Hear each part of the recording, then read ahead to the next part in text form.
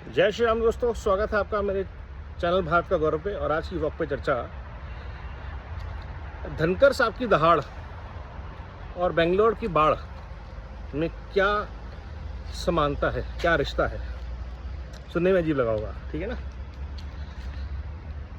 दोनों का रिश्ता करप्शन से है। बेंगलोर आज जिस हालत में है वो है वहाँ की अनाप शनाप डेवलपमेंट, रियल एस्टेट ग्रोथ, सब जगह आईटी पार्क, रेजिडेंशियल कॉलोनीज बन रही हैं। और जिस शहर में झीलें थी कभी, वहाँ झीलें लुप्त होती जा रही हैं, जाम बढ़ते जा रहे हैं। क्यों? क्योंकि रियल एस्टेट माफिया और राजनीतिक ताकतों में जो गठबंधन है उसकी वजह से कुछ भी बनाओ, कहीं भी बनाओ, काम चल रहा है। और ये सबको पता है, देयर इज़ नो कंट्रोल। और जब कभी केस करोगे उन चीज़ों पे तो कोर्ट से या तो स्टे मिल जाएगा या डिसमिस हो जाएगा केस, क्योंकि बड़े बड़े वकील आएंगे। तो जो गवर्नमेंट ने सो कॉल्ड बॉडीज़ बनाई, एनजीएटी, एनजीटी और बाकी सब, they are all truthless tigers. रेडा और भी ऐसी रियल इस्टेट को गवर्निंग करने के लिए बॉडीज़ हैं, दे आर ट्रूथलेस टाइगर्स। किसी भी बड़े बिल्डर का आज तक कुछ नहीं बिगड़ा, क्योंकि उनके पीछे या तो राजनीतिक शक्तियों का हाथ होता है। हम दिल्ली एनसीआर में भी देखते हैं, नोएडा में ये बुरा हाल है, गुड़गांव में बुरा हाल है, बॉम्बे में बुरा हाल है।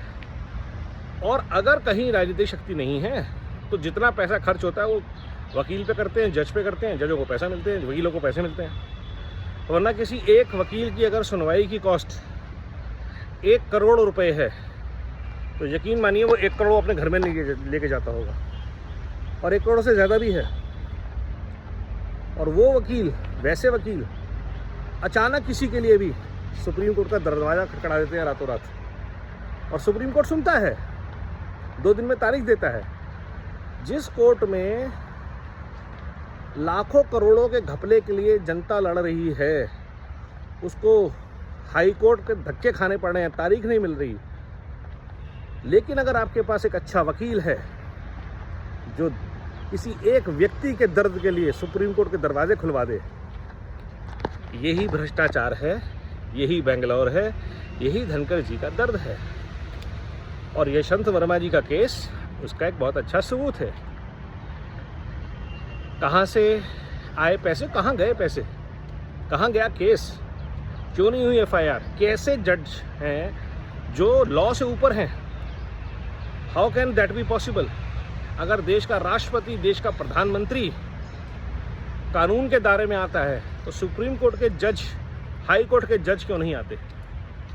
क्यों सालों तक कोर्टों में केस लड़े जा रहे हैं, तारीख पे तारीख हो रही है, लेकिन आज तक इंसाफ नहीं हो रहे? उसके लिए अकाउंटेबल कौन है? कौन तय करता है वकील कितने पैसे लेगा? एक डॉक्टर की फीस तय है, उसके ऊपर करप्शन का केस होता है। एक इंजीनियर की फीस तय है, आप किसी भी प्रोफेशनल के पास जाएंगे उसकी फ़ीस तय है। वकीलों की फ़ीस तय क्यों नहीं है? क्यों वकीलों को अनाप शनाप फीस लेने का अलाउ किया गया है? जुडिशियल अकाउंटेबिलिटी ऑफ पूरा सिस्टम कहाँ है? और जब नहीं होगी तो बेंगलोर होगा, नोएडा होगा, क्योंकि सबको पता है आप जाएंगे दर्द होगा तो कहाँ, या थाने और या जुडिशरी। थाने वाले को सबको पता है पैसे खिलाएंगे नहीं खिलाएंगे, कुछ पुलिस वाले ईमानदार होंगे, कुछ बेईमान होंगे, कहीं ना कहीं बात खुल जाएगी। अल्टीमेटली आप केस करेंगे तो जज और जुडिशरी को, वकीलों को मैनेज करना अगर आपको आता है तो आपका कोई केस कभी कुछ होगा ही नहीं। किस भ्रष्ट नेता को आज तक अच्छी तरह जेल हो गई? लालू बेल पे है, हेरल्ड वाले गेम में सब बेल पे हैं। एक से एक भ्रष्ट नेता। आप ईडी ने उनकी प्रॉपर्टी ज़रूर जब्त कर ली, लेकिन एक्शन क्या हुआ? जुडिशरी में से कौन जेल में गया, मीडिया में से कौन जेल में गया, पॉलिटिक्स में से कौन जेल में गया? आप किसी एक का नाम बता दीजिए जो राजनीति के, और वकीलों की तो छोड़ ही दीजिए, इनको तो हाथ नहीं लगा सकते आप। तो जुडिशल सिस्टम जब तक अकाउंटेबल नहीं होता, ईमानदार नहीं होता, आपके कहने से कि मैं ईमानदार हूँ, मुझ पर सवाल मत उठाइए, आप ईमानदार नहीं हो जाते। और कुछ बोलो तो कंटेम्प्ट ऑफ कोर्ट। तो ये जो गुंडागर्दी है जुडिशियल सिस्टम की, और धनकर जी ने राष्ट्रपति जी का हम लोग बहुत धन्यवाद करते हैं कि उन्होंने बहुत ही गहन सवाल उठाए। द्रौपदी मुर्मू जी ने सवाल उठाए, निशिकांत दुबे जी ने पूछा तो उनके ऊपर कंटेम्प्ट ऑफ कोर्ट लगा दिया गया। कौन है ये PIL वाले लॉयर जो किसी भी रात को जाके सुप्रीम कोर्ट के दरवाजे खटखटा देते हैं और एक सेट ऑफ लॉयर्स की सुनी जाती है, दूसरे सेट ऑफ लॉयर्स की सुनी भी नहीं जाती। अगर कॉन्स्टिट्यूशन सुप्रीम है तो उसकी धज्जियाँ कैसे उड़ती हैं? क्यों ग्रे एरियाज हैं लॉज में? अगर कोई क्रिमिनल है तो उसके ऊपर एक्शन लीजिए। क्यों जो प्रूव करने का दायित्व है वो इनोसेंट के ऊपर है और हम उसका जीता जागता उदाहरण है। हमारे साथ नोएडा में बिल्डर ने करप्शन किया, कोर्ट ने माना, नोएडा अथॉरिटी ने माना, सबने माना, लेकिन प्रूव कीजिए आप क्या करप्शन हुआ है। सरकार के अगेंस्ट, सरकारी अमले के अगेंस्ट कैसे प्रूव करेंगे आप करप्शन है?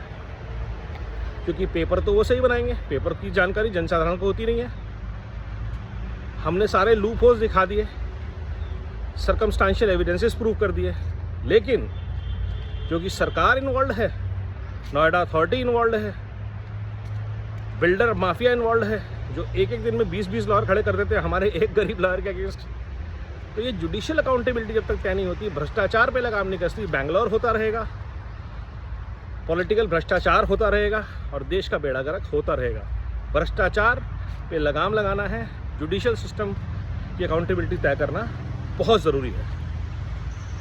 धनखड़ जी का बहुत बहुत धन्यवाद, द्रौपदी मुर्मू जी का बहुत बहुत धन्यवाद, निशिकांत दुबे जी का बहुत बहुत धन्यवाद और अश्विनी उपाध्याय जी का बहुत बहुत धन्यवाद, जो लगातार इस चीज़ के लिए लड़ रहे हैं। नमो भारत, वंदे मातरम, जय हिंद।